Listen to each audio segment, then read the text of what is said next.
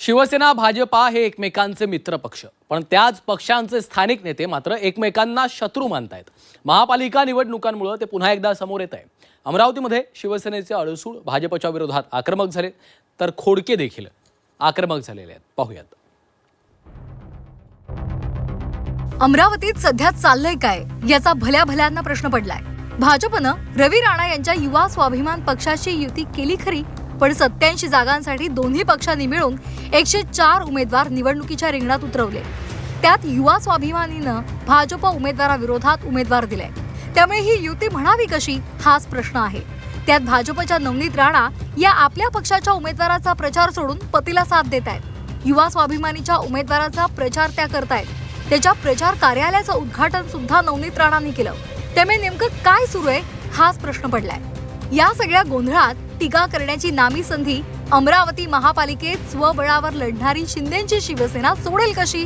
बरं झालं या चिखलातून बाहेर पडलो, अशी जहरी टीका शिवसेनेचे नेते अभिजित अडसूळ यांनी केली आहे। काही कारणामुळे युती झाली नाही आणि त्या ठिकाणी काही दोन पक्षांची युती झाली युतीमध्ये, परंतु तरी सुद्धा एकमेकाच्या विरोधामध्ये त्या ठिकाणी उमेदवार टाकले गेले। बरं झालं आम्ही त्या चिखलातून बाहेर निघालो।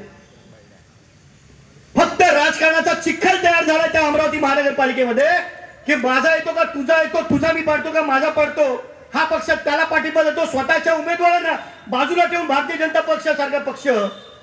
म्हणजे खरं मला लाज वाटते ज्या ठिकाणी या देशाचा पंतप्रधान त्या भारतीय जनता पक्षाचा आणि तो एका छोट्या पक्षासाठी आपल्या दिलेल्या उमेदवारांची उमेदवारी मागे घ्यायसाठी पत्र देतात। याच्यापेक्षा लाजिरवाणी गोष्ट होऊ शकत नाही। बरं झालं आम्ही त्या चिखलातून बाहेर निघालो। अडसूळांच्या या टीकेमुळे पुन्हा एकदा राणा विरुद्ध अडसूळ असा सामना पाहायला मिळू शकतो। तर दुसरीकडे स्वतंत्र लढणाऱ्या अजित पवार यांच्या राष्ट्रवादीनं सुद्धा भाजप युवा स्वाभिमानीच्या गोंधळावर भाष्य केले।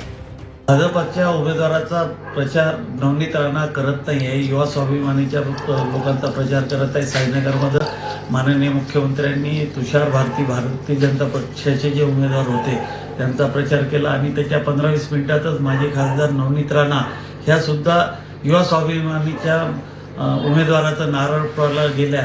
ही परिस्थिती फक्त साईनगरमध्येच नाही, सर्व अमरावतीमधल्या युवा स्वाभिमानीचा प्रचार जोरदस्तपणे नवनीत राणा करत आहे आणि त्यामुळे भाजपचे जेवढे मोठे नेते आहे ते प्रचारापासून दूर जाताना दिसत आहे। म्हणजे आम्हाला एवढं त्यामुळे चांगलं सोपं चाललं आहे की त्यांची आपसातच लढाई चालू असल्यामुळं आम्हाला भारतीय जनता पार्टीसोबत लढण्याचं काही कारण दिसत नाही। अमरावतीमध्ये महायुती फिसकटल्यामुळे सध्या भाजपला आपल्याच मित्र पक्षांचं आव्हान आहे। त्यात युती असलेल्या युवा स्वाभिमानी पक्षासंदर्भातही भाजपच्या मनात धाकधूक आहे। मुख्यमंत्र्यांनी अमरावतीमधून महापालिका निवडणुकीच्या प्रचाराचा श्रीगणेशा केला असला तरी या गोंधळाकडे भाजपचे नेते दुर्लक्ष करत असल्याचं बोललं जाते। हा गोंधळ कुणाच्या पथ्यावर पडणार हे मात्र 16 तारखेला स्पष्ट होईल। अनिरुद्ध दवाळे, झी 24 तास, अमरावती।